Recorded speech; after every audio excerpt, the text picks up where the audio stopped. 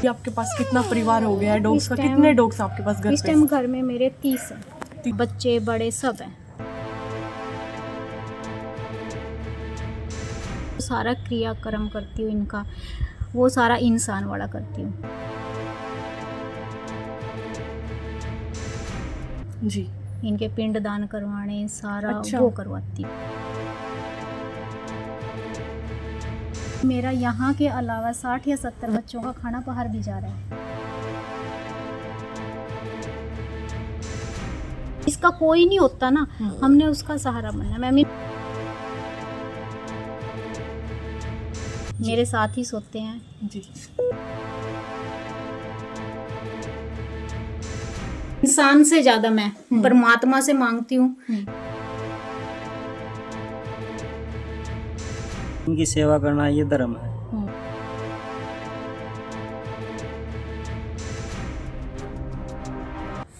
नमस्कार, मैं मनीषा कुंडू, बहुत बहुत स्वागत है आप सबका। और हम मौजूद है सफ़ीदों में, और सफ़ीदों में आज मैं आपको एक ऐसी शख्सियत से मिलाना चाहूँगी जिनके द्वारा अपना पूरा जीवन जो है वो बेजुबानों के लिए दान कर दिया गया है। जी हाँ, मेरे साथ एक महिला मौजूद है जिनका नाम है अलका क्लेयर।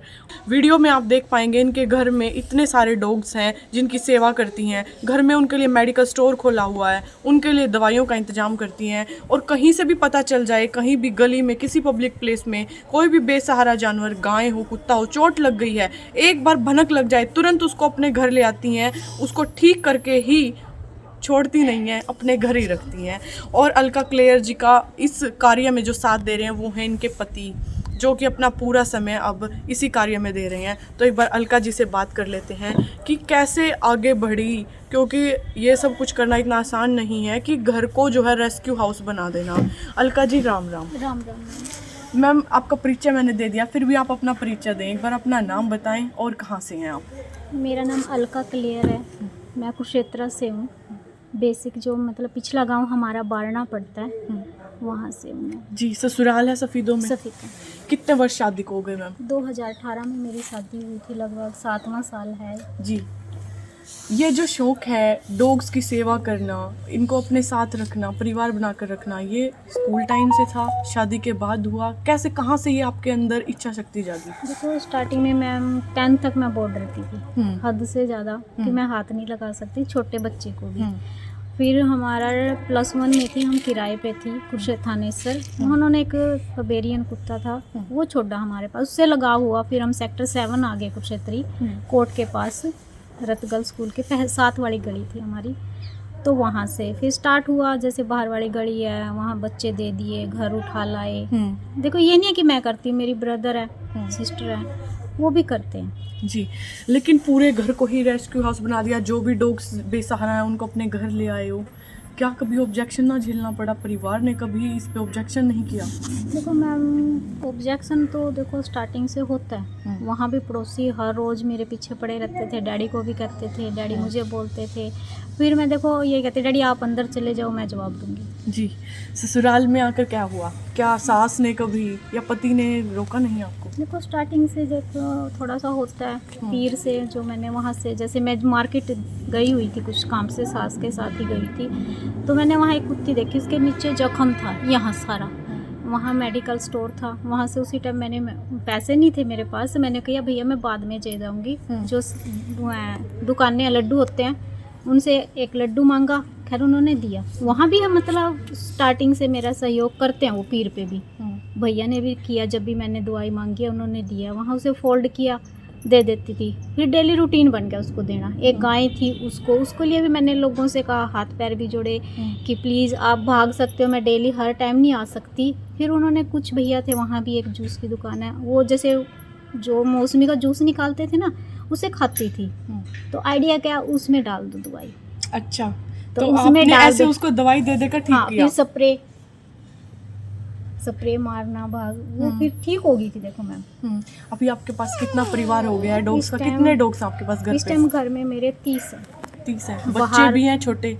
हाँ, बच्चे बड़े सब हैं, पैरालाइज भी हैं, सारे हर टाइप का बच्चा। मैम, इतना खर्च हो जाता है, सबकी केयर करना, खाना, दवाइयाँ, कैसे कर पाते हो? कहाँ से अर्निंग कर पाते हो? देखो मैम, पहले तो हस्बैंड भी थोड़ा बहुत जैसे जॉब करते थे, बच्चे भी धीरे धीरे बड़े हैं। ये नहीं है कि बच्चे बहुत आए हैं, क्रिटिकल होता है या कुछ, हम इतनी देखो फैसिलिटी हम भी एक अपने बेस पे जितना दे सकते हैं उतना, कोई हॉस्पिटल तो है नहीं यहाँ, एक्सपायर भी होते हैं बहुत ज़्यादा, इससे ज़्यादा तो मेरे ख्याल एक्सपायर हो चुके हैं बाकायदा। हम ऐसे नहीं है कि ऐसे डालते हैं, मैं जो सारा क्रियाक्रम करती हूँ इनका वो सारा इंसान वाला करती हूँ जी। इनके पिंड दान करवाने सारा अच्छा। वो करवाती हूँ मैं। अच्छा, तो मैम अर्निंग कहाँ से करते हो? देखो मैम पहले वैसे तो मैं एस्ट्रोलॉजर हूँ, कुंडली वगैरह देख लेती हूँ थोड़ा बहुत की जानकारी में आगे से आगे, लेकिन अब थोड़ा सा मेरे पास प्लेस की कमी है, टाइम नहीं दे पाती मैं बच्चों को, तो थोड़ी प्रॉब्लम आ रही है। देखो कुछ अच्छा। ब्याह मतलब पैसे हमने उठाए हुए हैं इनके लिए, इलाज के लिए, इमरजेंसी मान लो आ गया केस, तो यदि मुझे करनाल या कहीं जाना है लेके बच्चों को, पहले मेरे जेब में 10,000 होने चाहिए जी। डॉक्टर थोड़ा वो करेगा। बिल्कुल बिल्कुल, मदद कहाँ से मिल पाती है? देखो पहले कोई मदद नहीं थी हमारी, थोड़ी बहुत हमने अब अपील किया, क्योंकि मेरा यहाँ के अलावा 60 या 70 बच्चों का खाना बाहर भी जा रहा है। जी वही तो पूछ रही हूँ मैम, कैसे कर पाते हो इतना खर्च वहन आप? देखो मैम वही ना उठा रहे हैं, उठा रहे हो तो उनका Yes, देना जी। भी पड़ेगा, मांगते नहीं है देना- लोग? नहीं, देखो जो हमारा सर्कल है जिन्होंने दिए कभी नहीं मांगे हमें, हाँ जी। जी। जो हमें मतलब पहले 50 ले रखे, हमने कहा है ना कि भैया जहाँ मर्जी करो, ऐसे ऐसे इमरजेंसी है, क्योंकि वो भी समझते हैं। देखो तो उन्होंने जैसे मर्जी करा, ये नहीं कहा कि हमारे 50 दो, उन्होंने पैसे अच्छा, दिए। प्रशासन से कभी मदद मांगी है? मिली है प्रशासन से मदद? नो मैम, कोई प्रशासन से हमें मदद नहीं मिली। हम कल ही गए थे तो पता नहीं परसों SDM साहब से मिले थे, उन्हें रखी थी हमारी ऐसे, वो कहते हैं हम नहीं मदद कर सकते हाँ जी। हाँ जी। जी। जगह के लिए, क्योंकि मेरे पास चलो मैम अर्निंग तो मैं जैसे मर्जी कर लो, लेकिन जगह तो आपने भी देख लिया, 30 बच्चे हैं इस टाइम, जगह कितनी है? फिर पड़ोसी भी वो भी अपनी जगह ठीक परेशान होते हैं, भौंकते हैं कुत्ते। अब मैं भी कुत्तों को देखो, मैं मुंह बांध के भी देख लिया, उनके जख्म हो गए, कितना कंट्रोल कर पाती हूँ। फिर मेरे को बाहर जैसे रेस्क्यू करने जाना पड़ता है, किसी बच्चे का ट्रीटमेंट करना, हमें रोटी भी देने जाना पड़ता है, तो बच्चे फिर अकेले आपस में भी लड़ते हैं, फिर शोर शराबा होता है, लड़ाइयाँ होती हैं।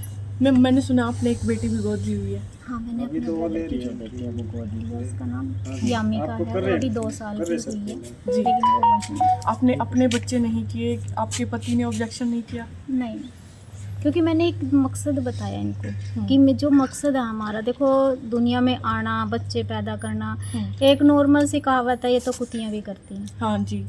ये भी पैदा करती हैं, देखो संभाल नहीं पाती, बच्चे पैदा करते हैं, लेकिन एक परमात्मा ने जिस कार्य के लिए आपको चुना है ना, वो आप पूरा करो। औलाद सुख है तो मेरे को भी देखो, जैसे मान लो कोई है आगे सेवा करने वाला, इनसे जुड़ेगा, क्या पता वो हमारी बुढ़ापे में सेवा कर दे, या हमें यही नहीं पता हमारी लाइफ कितनी है, मैं बुढ़ापे की सोचूं। हाँ ठीक है ना, आज बात कर रहे हैं, कल मैं हूँ ना हूँ, जी। लेकिन मैंने कहा कि नहीं, हमारा जो जीवन है ना, हमें अलग रखना, अपने लिए नहीं जीना, जी। दूसरों के लिए जीना है। जिसका कोई नहीं होता ना, हमने उसका सहारा बनना है। मैम इनका कोई नहीं है, देखो आप 2 टुकड़े डाल दोगे, ये खा लेंगे, मार दोगे उठ के चले जाएंगे।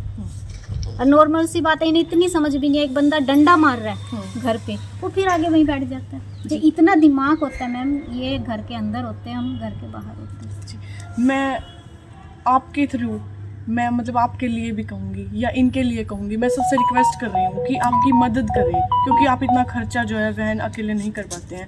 प्लीज़ आप अपना कॉन्टैक्ट नंबर बताएं, अगर जो भी दर्शक देख रहे हैं कोई तो आपकी मदद करे, अपना कॉन्टैक्ट नंबर बताएं जिस पर ऑनलाइन ट्रांजैक्शन हो सके। देखो मेरा है 930 630 1265, इस पे फ़ोन पे और गूगल पे दोनों है, जो जैसे मदद करना चाहिए।